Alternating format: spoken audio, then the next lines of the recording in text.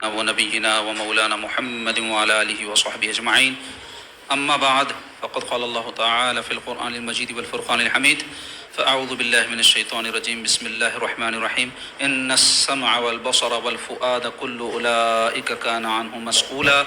صدق الله مولانا العظيم وصدق رسوله النبي الأمين الكريم. وقال عز وجل في عظمة حبيبه الكريم: إن الله وملائكته يصلون على النبي يا أيها الذين آمنوا صلوا عليه وسلموا تسليما. اللهم صل على سيدنا شفيعنا حبيبنا ونبينا ومولانا محمد وعلى آله وصحبه وبارك وسلم. اللهم صل وسلم وبارك على حال محمد وعلى آل محمد. حاضرین و ناظرین اکرام، السلام علیکم ورحمۃ اللہ وبرکاتہ. عزیز و دوستو، دینی بہنوں، جیسا کہ آپ سب جانتے ہیں کہ ہمارے ریاست میں عنقریب انتخابات ہونے والے ہیں، بلکہ جمعرات کے روز انتخابات ہوں گے. تو یہ جو انتخابات ہیں، الیکشن انگریزی میں جس کو کہا جاتا ہے، اس کی شرعی حیثیت کیا ہے، ووٹ کی شرعی حیثیت کیا ہے، اور ایک مسلمان کے لیے اس حوالے سے ضروری کیا باتیں ہیں، وہ ہم کو پتہ ہونی چاہیے. چونکہ ہم ایک جمہوری ملک میں رہتے ہیں. جمہوریت کہتے ہیں ڈیموکریسی کو. ڈیموکریسی کسے کہتے ہیں؟ ڈیموکریسی کہتے ہیں ایسی حکومت جو عوام نے اپنے طور پہ بنائی ہے، یعنی بادشاہت، ڈکٹیٹرشپ، آمیریت جہاں نہ ہو، عوام کے منتخبہ نمائندے عوام پر حکومت کریں، اس کو کہتے ہیں جمہوریت. یعنی میجارٹی، اکثریت جن لوگوں کا انتخاب کر کے ان کو ایوان میں، پارلیمنٹ ہو یا اسمبلی ہو، اس میں بھیجے اور وہ لوگ عوام پر حکومت کریں. تو عوام کی حکومت عوام پر. ڈیموکریسی کسے کہتے ہیں؟ عوام کی حکومت عوام پر. یعنی عوام خود اپنے میں سے ایڈمنسٹریشن چلانے کے لیے، انتظامات چلانے کے لیے کچھ لوگوں کا انتخاب کرتی ہے، وہ لوگ مل کر حکومت تشکیل دیتے ہیں اور وہ حکومت چلاتے ہیں. تو یہ بڑا اہم جو ہے موضوع ہے. اور چونکہ ہم ایک جمہوریت میں رہتے ہیں، یعنی یہاں بادشاہت نہیں ہے، آمیریت نہیں ہے، ڈکٹیٹرشپ نہیں ہے. اب جمہوریت اور اسلام کا جو نظام حکومت ہے، اس میں کیا فرق ہے، اس کی بڑی تفصیل ہے. اسلام جو ہے جمہوریت کو ریکگنائز تو کرتا ہے کچھ حد تک، لیکن اسلام میں جمہوریت نہیں بلکہ خلافت ہے. طرز حکومت اسلام کا کیا ہے؟ خلافت. تو جو خلیفہ ہوتا ہے اس کے انتخاب کے مختلف طریقے ہیں، لیکن جو خلیفہ ہوتا ہے وہ اللہ تعالیٰ کے احکام، اس کے رسول پاک صلی اللہ علیہ وسلم کے احکام کو نافذ کرنے والا ہوتا ہے. اور اس کی حیثیت جو ہوتی ہے اسلام میں خلیفہ کی، بس وہ ایک نفاذ کی حد تک کام کرتا ہے، احکام سارے اللہ رسول کے ہوتے ہیں. تو یہ فرق ہے جمہوریت میں اور خلافت میں. تو چونکہ انتخابات قریب ہیں تو اس لیے میں مناسب خیال کیا کہ اس حوالے سے آپ لوگوں کی کچھ رہنمائی کی جائے، کیونکہ بہت سارے سوالات اس موقع پر لوگوں کے ذہن میں آتے ہیں کہ بھئی یہ ووٹ ڈالنا چاہیے، نہیں ڈالنا چاہیے، یہ ووٹ ہے کیا آخر، شرعی اس کی حیثیت کیا ہے، ووٹ نہیں ڈالے تو کیا ہونے والا ہے، اور دیے تو کس کو دینا، یہ بھی بہت بڑا مسئلہ ہے. تو انشاءاللہ آج جو حدیث پاک ہے یہ اصلاً تو جمہوریت یا ووٹ وغیرہ سے متعلق نہیں ہے، لیکن اس میں جو مضمون ہے یہ بنیاد ہے. ووٹ ڈالنے اور ووٹ حاصل کرنے کے بعد جو لوگ کچھ مرتبے پر پہنچتے ہیں یا جو کچھ منصب پہ پہنچتے ہیں، ان کی ذمہ داریاں کیا ہے، ان کی حیثیت کیا ہے، یہ حدیث شریف سے ان کو پتہ چلتا ہے. یہ بڑی اہم حدیث شریف ہے. ویسے تمام احادیث ہی اہم ہے، لیکن ہمارے موضوع کی مناسبت سے کہہ رہا ہوں. تو یہ حدیث شریف ہم آپ کے سامنے پہلے آج پڑھیں گے، اس کا ترجمہ بھی پڑھیں گے، پھر انشاءاللہ تعالیٰ اس کی تشریح کریں گے، اور پھر انتخابات کے حوالے سے کچھ ضروری ہدایات اور رہنمائیانہ باتیں آپ کے سامنے ہم بیان کریں گے.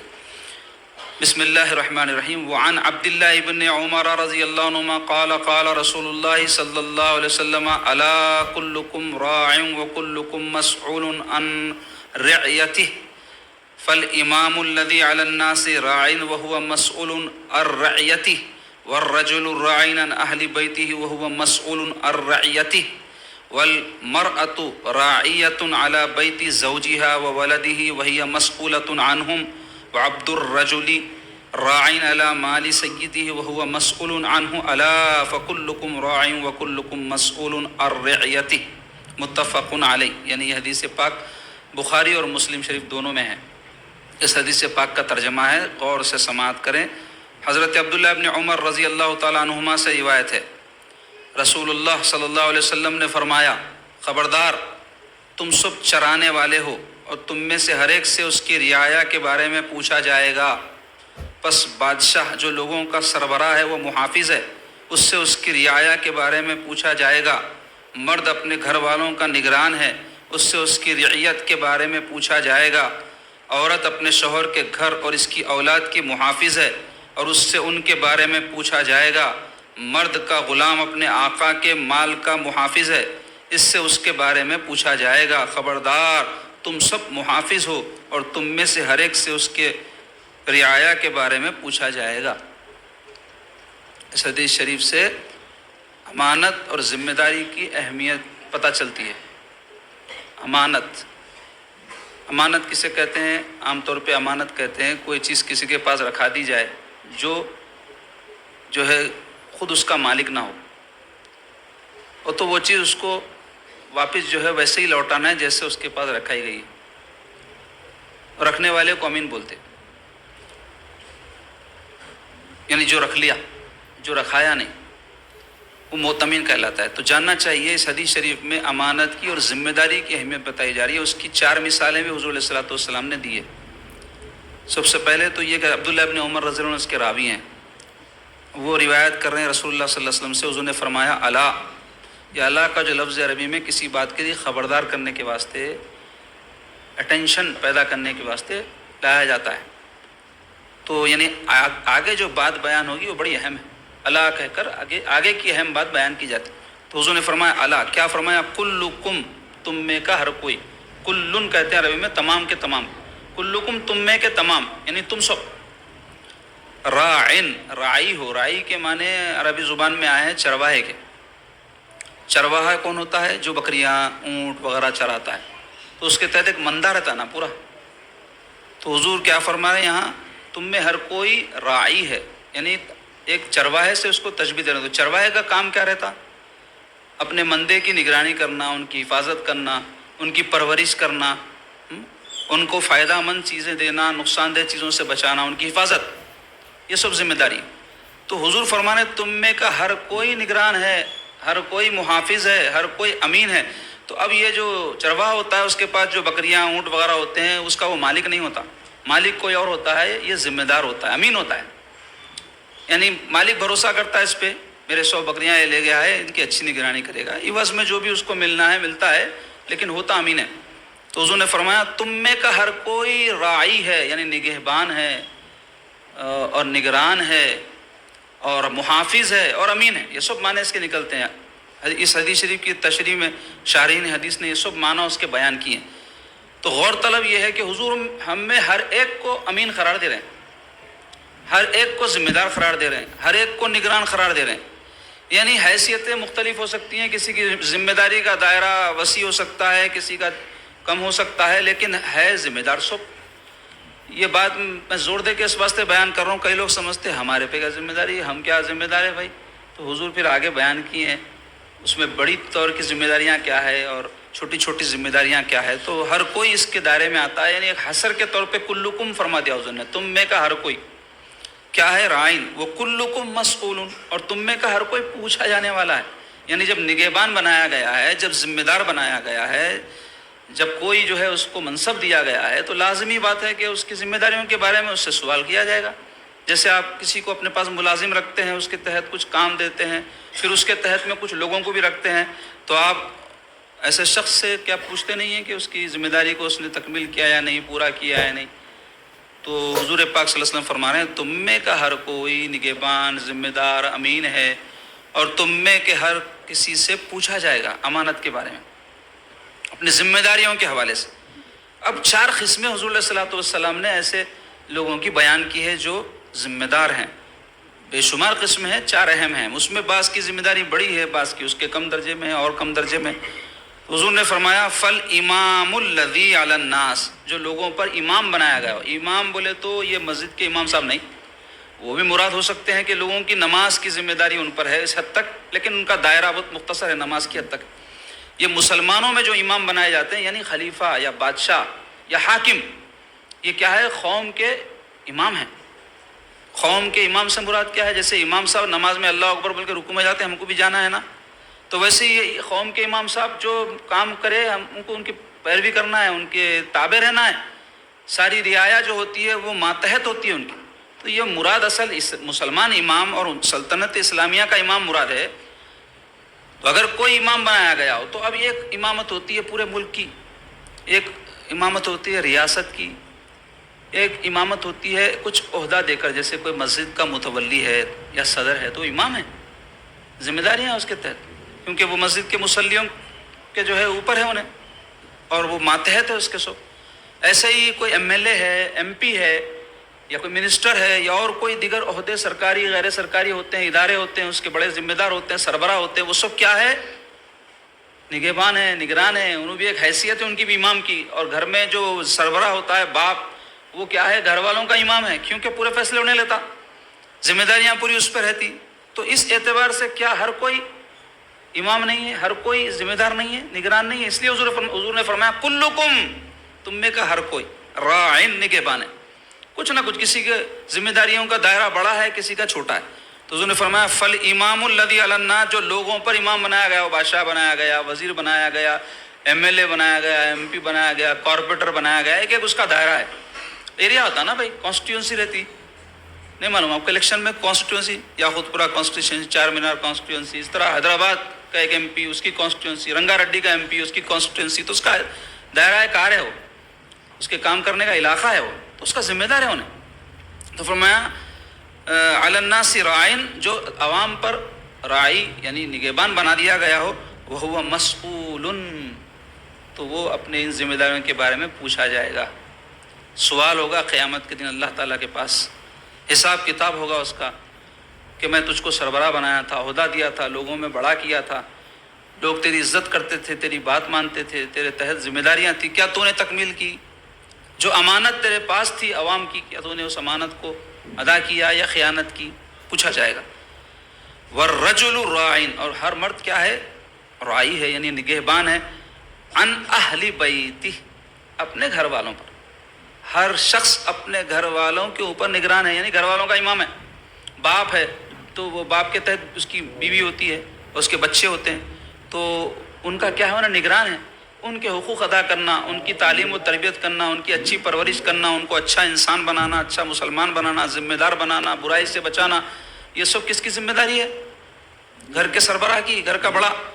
خالی جو ہے پرندوں جانوروں کی طرح کھانا کھلا دینا، پیٹ بھر دینا نہیں ہے، وہ تو پرندے جانور بھی کر رہے ہیں، ہم انسان ہیں، پھر مسلمان ہیں، تو اس سے بڑھ کر ہے ہماری ذمہ داری، کھلانے پلانے کے ساتھ ساتھ ان کی تعلیم، ان کی تربیت، ان کی نگہداشت، ان کو اچھا انسان، اچھا مسلمان بنانا، یہ سب کچھ ذمہ داری ہیں۔ وہ ہوا مسئول، اور اس حوالے سے وہ پوچھا جائے گا عن رعیتی، اپنے رعیت کے بارے میں، اپنے جو ماتحتین ہیں، رعیت بول تو اپنے ماتحتین کے بارے میں اس سے پوچھا جائے گا۔ والمرأۃ بول تو عورت، دیکھو رجل آیا مرد، یہاں عورت، عورتیں بولتے ہیں ہمارے کا کیا چلتا، ہمارے مردوں کا چلتا، ہماری کیا ذمہ داری ہے سمجھتے۔ حضور فرما رہے ہیں والمرأۃ، عورت بھی راعیہ، نگہبان ہے، علی بیت زوجیہ، اپنے شوہر کے گھر کی، یعنی شوہر مال لاتا کما کے، چیزاں لاتا، اس کی حفاظت کرنا، اس کی نگرانی کرنا، اس کو ضائع نہیں کرنا۔ اور ایسے ہی جو شوہر کے بچے ہیں، اس کے بھی بچے ہیں، ان کو جو ہے تربیت کرنا، ان کی نگہداشت کرنا، ان کی پرورش کرنا۔ شوہر صاحب 24 گھنٹے تو گھر میں بیٹھے ہوئے رہتے ہیں، نہیں کمانے دھمانے جاتے، یہ اور بات ہے کہ بعض بے غیرت مرد ہے جو غیر ذمہ دار ہے، نہیں کماتے، بیٹھے رہتے، لیکن اکثریت تو جاتی ہے کمانے، تو اس کی غائب آنے میں گھر کی حفاظت، بچوں کی نگرانی، گھر کے ماحول کی نگرانی کس کی ذمہ داری ہے؟ عورت کی ہے۔ تو اس واسطے انہوں نے فرمایا والمرأۃ راعیہ، عورت بھی کیا ہے؟ راعی ہے، نگہبان ہے، ذمہ دار ہے، علی بیت زوجیہ، اپنے شوہر کے گھر پر، وولدہ، اور اس کے اولاد کے بھی حوالے سے، بچوں کے حوالے سے، وہی مسئولہ، اور وہ بھی پوچھے جانے والی ہے۔ یعنی ایسا مت سمجھو کہ زندگی ایسے ہی ہم گزار دیں گے، میرے آقا فرما رہے ہیں کہ اپنے اپنے ذمہ داریوں کے حوالے سے سوال ہوگا، قیامت کے دن پکڑ ہوگی۔ وہ عبد الرجلی، اور آخری صورت چوتھی حضور نے فرمائی، عبد الرجل بول تو غلام کو بولتے ہیں، پہلے زمانے میں غلام باندیاں ہوتے تھے نا، حضور فرما رہے غلام باندیاں بھی اب ان کی حیثیت آپ بولیں گے یار تو غلام ہے بھائی، بالکل کسی کے ماتحت ہی نہیں، لیکن حضور فرما رہے نہیں ماتحت ہوں گا، لیکن پھر بھی جو ذمہ داریاں بحیثیت غلام کے، ملازم کے، خادم کے اس پر آتی ہیں، اس کی تکمیل اس کا فریضہ ہے، امانت ہے اس کے پاس۔ پھر اخیر میں حضور نے فرمایا الا وکلکم، پھر فرمایا تاکید کے لیے کہ خبردار تم میں کا ہر کوئی راعٍ نگہبان ہے، وکلکم مسئول عن رعیتی، اور تم میں کا ہر کوئی اپنے ماتحتین کے بارے میں پوچھا جائے گا، سوال ہوگا اس سے۔ تو اس حدیث شریف سے جیسے میں نے کہا کیا پتہ چلا ہم کو؟ امانت کی اور ذمہ داری کی اہمیت پتہ چلی۔ تو اب یہ جو ووٹنگ ہوتی ہے نا بھائی، الیکشن جس کو ہمارے پاس کہتے ہیں، اس میں بھی امانت کا بڑا دخل ہے۔ آپ جو ووٹ ڈالتے ہیں نا، ووٹ کی شرعی حیثیتیں بہت ساری بیان کی گئی ہیں، اس میں سے ایک حیثیت امانت کی بھی ہے۔ یعنی آپ جو ووٹ ڈالتے ہیں، کسی امیدوار کو چنتے ہیں، تو آپ یہ کہہ رہے ہوتے ہیں کہ یہ اہل ہے، یہ صاحب جس دعوے کے ساتھ ٹھہرے ہیں، میں جو ہے تصدیق کر رہا ہوں، سرٹیفائڈ کر رہا ہوں میرے ووٹ کے ذریعے کہ یہ اہل ہیں، یہ کام کریں گے ایسے۔ تو اگر ہم یہ جانتے ہیں کہ یہ نااہل ہے اور اس کو کچھ اپنے لالچ کے لیے یا اپنے مفاد کے لیے ووٹ دے کر لے کر آئیں، اور وہ جس کام کے لیے ذمہ دار بنایا گیا ہے اگر نہیں کر رہا ہے اور آپ کا ووٹ کا اس کے لانے میں دخل ہے، تو آپ خائن ہیں، یہ قاعدہ ہے۔ اور ایک ووٹ کی حیثیت بیان کی گئی شہادت کی۔ شہادت کہتے ہیں نگرانی، گواہی کو۔ شہادت کے معنی کیا ہے؟ گواہی۔ یعنی آپ ووٹ دے کر یہ گواہی دے رہے ہوتے ہیں کہ بھائی میں تصدیق کر رہا ہوں کہ یہ صاحب ایماندار ہیں، یہ صاحب خدمت گزار ہیں، یہ صاحب قوم کے ہمدرد ہیں، یہ گواہی دے رہے ہیں۔ ایک حیثیت شرعی طور پہ یہ بیان کی گئی ہے کہ سفارش ہے، آپ ریکمینڈ کر رہے ہیں کہ بھائی یہ صاحب کو موقع دو، آپ اسمبلی میں، پارلیمنٹ میں انہیں خدمت کریں گے ہماری قوم کی۔ میں بول رہا ہوں اپنے ووٹ کے ذریعے، زبان سے نہیں، ووٹ سے۔ ایک حیثیت یہ ہے۔ بعض نے کہا کہ یہ قضات ہے، یعنی فیصلہ ہے۔ کیا فیصلہ ہے؟ 5 جنے ٹھہرے الیکشن میں ایک MLA کے واسطے، تو آپ 5 میں ایک کو چن رہے ہیں نا، تو یہ چننا کیا ہے؟ آپ کا فیصلہ ہے۔ تو ایک حیثیت فیصلے کی بھی، تو جانتے بوجھتے غلط فیصلہ کرنا بے ایمانی ہے، ایمانداری ہے؟ بے ایمانی ہے۔ تو یہ سب چیزوں کو پیش نظر رکھتے ہوئے ایک بات بنیادی طور پہ یہ پتہ چلی، ووٹ بڑی اہم چیز ہے، ایسا ویسی چیز نہیں ہے۔ اس کے ذریعے سے آپ ایک امانت ہے جو ادا کرتے ہیں، اس کے ذریعے سے آپ قوم کے لیے ایک آدمی کو آگے بڑھاتے ہیں۔ تو جان لینا چاہیے کہ کئی لوگوں کی نظر میں ووٹ کی کیا ہے، چلتے رہتا، ہر سال 5 سال میں آتا، کامیڈی شو ہوتے، چیختے پکارتے، دھوم دھڑاکا کرتے، چلے جاتے، ختم۔ وہ ہوتا کیا چھوڑ دو آپ، ووٹ کی شرعی حیثیت کیا ہے وہ دیکھو آپ۔ تو اس میں پہلا مسئلہ یہ ہے کہ ہم کو سمجھ لینا چاہیے کہ جو سوال ذہن میں آتا ووٹ کی حیثیت کیا ہے، تو اہم چیز ہے، سمجھ لو آپ، چاہے وہ سفارش کی حیثیت رکھتا ہو، چاہے وہ امانت کی حیثیت رکھتا ہو، چاہے وہ شہادت کی حیثیت رکھتا ہو، چاہے قضات کی حیثیت رکھتا ہو، کچھ بھی حیثیت، تو سب حیثیتوں میں وہ اہم ہے۔ تو اس واسطے اس کا دوسرا سوال یہ ہے کہ استعمال کرنا چاہیے یا نہیں۔ تو علماء کہتے ہیں ضرور کرنا چاہیے، یعنی ووٹ ضرور ڈالنا چاہیے۔ کئی لوگ ووٹ نہیں ڈالتے اور یہ سمجھتے کہ نہیں ڈالے تو کیا ہوتا، کیا برا کام ہے کیا نہیں ڈالے تو، اور ایسا سوچ کے نہیں ڈالتے۔ کئی لوگ ہیں مصروفیت رہتی، ان کو کیا رہتی، وہ تو ایک دن زبردست چھٹی ملتی، سب بند رہتا، کہیں تو بھی چلے جاؤ، کہاں ووٹا ڈالتے بیٹھے، انجوائے کر لے کے آ جاؤ، تو اس وجہ سے نہیں ڈالتے۔ کئی لوگ سستی کی وجہ سے نہیں ڈالتے۔ کئی لوگ بولتے ارے سب بےمانہ چورا ہے بھائی، کس کو بھی ڈالو، کوئی بھی آیا تو وہی کرنے والا ہے، ووٹ کہیں خراب کر لو اپنا، ایسا سوچتے۔ تو ایک ایک وجہ سے ووٹ نہیں ڈالتے، لیکن ایک بات سمجھ لیں، کوئی بہانہ نہیں چلے گا، ووٹ ڈالنا ہے۔ اب دوسرا مسئلہ یہ ہے کہ ووٹ کس کو ڈالنا ہے۔ تو عام طور پہ بعض لوگ جو ہے ووٹ اس وجہ سے نہیں ڈالتے، بولا نا میں آپ کو، سب ویسی ہے، کس کو بھی ووٹ ڈالو، کوئی بھی آیا تو ہمارا کیا فائدہ ہونے والا ہے۔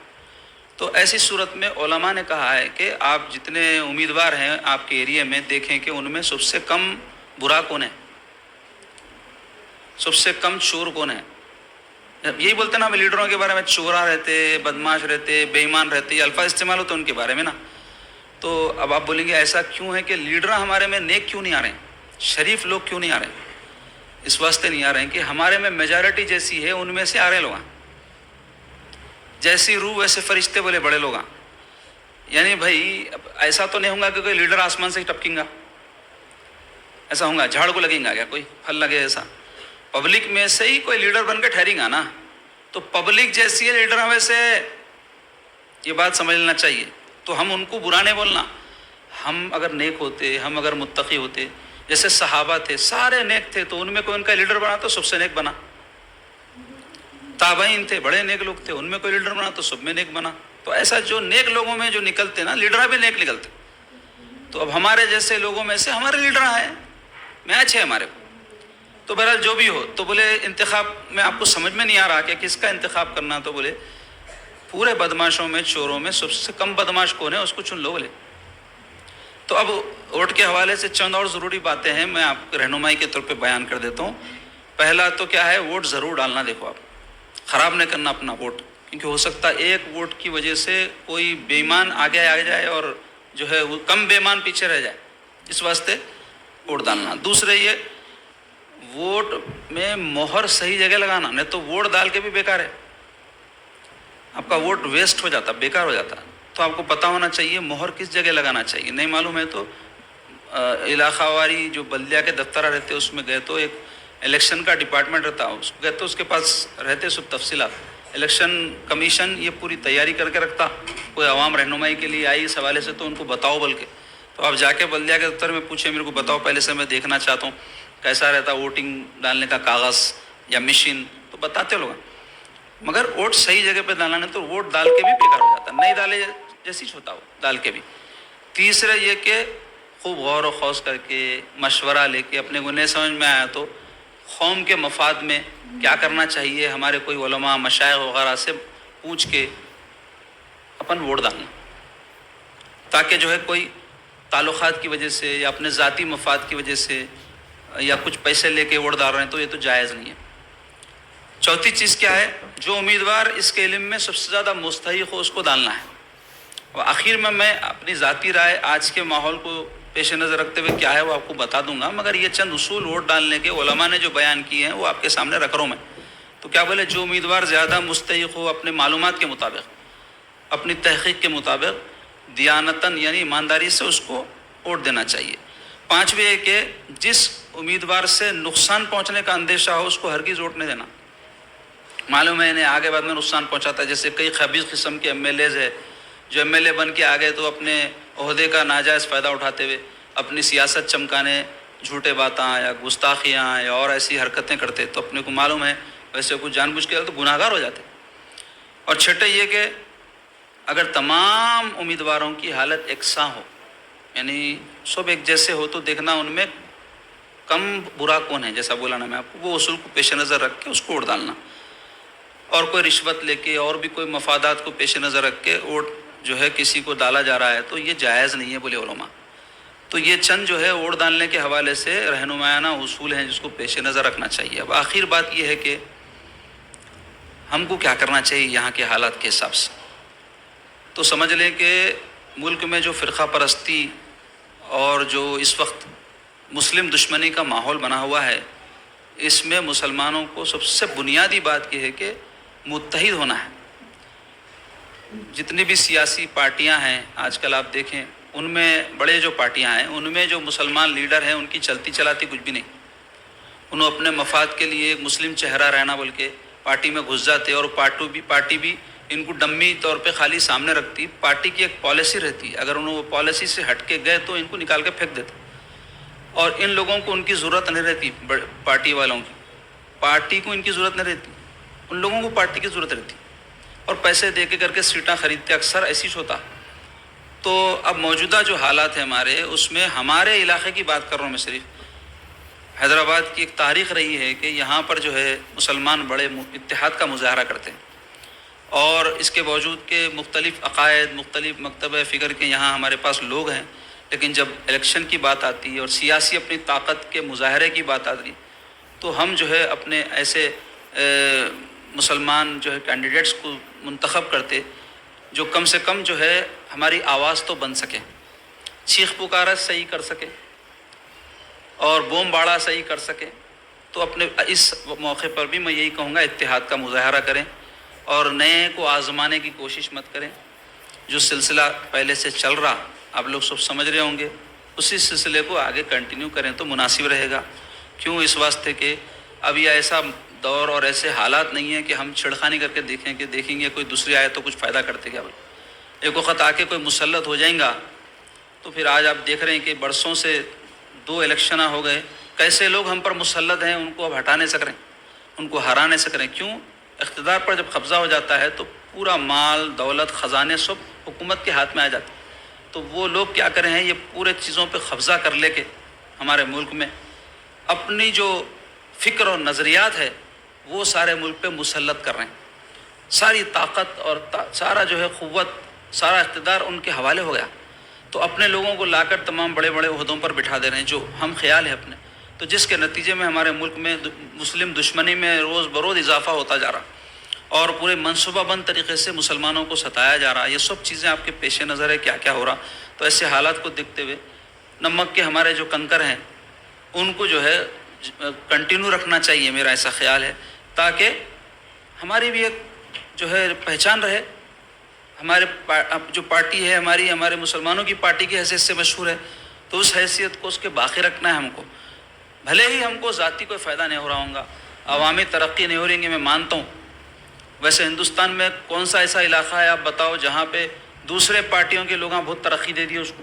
خالی جھوٹے دعوے ہیں، سب ایک ہی قسم کے رہتے پورے. اب ہمارے پاس کوئی ترقی جیسی ہونا ہے، نہیں بھی ہو پا رہی ہے، کوئی دوسرے کھا بھی جا رہے ہیں. تو اب ہمارے کو ایسا سوچنا ہے کہ وہ جیسا کر رہے ہیں ویسا بھریں گے، کھا لے رہے ہیں بے ایمانی کر کے تو اللہ کو جواب دے لیں گے. لیکن ہم اس چیز کو بنیاد بنا کے اپنے سیاسی اتحاد کو کمزور نہیں کر لینا، اپنے آپ کو جو ہے الگ نہیں کر لینا قوم سے. اتحاد میں بہت بڑی طاقت ہے. تو بس اتحاد کی خاطر میں کہوں گا کہ ہم اس موقع پر یہ کام کریں کہ ہماری جو پارٹی ہے اسی کو ووٹ ڈالیں، اور ایسے آزمائش کے کوشش مت کریں، یعنی چیک کرنے کی کہ دیکھیں گے کیا ہوتا کہ دوسرے آئے تو اس میں بہت بڑا نقصان ہو جاتا. تو یہ چند باتیں ہیں جو ہمارے الیکشن کے حوالے سے جو ضروری سمجھا میں آپ کے سامنے میری رائے رکھوں. اللہ تعالی ہم سب کو حق بات پر چلنے، حق کو قبول کرنے کی توفیق نصیب فرمائے، اور اس حوالے سے ہم سے کوئی غلطی سرزد ہو گئی ہے تو اللہ اس کو معاف فرما دے. اب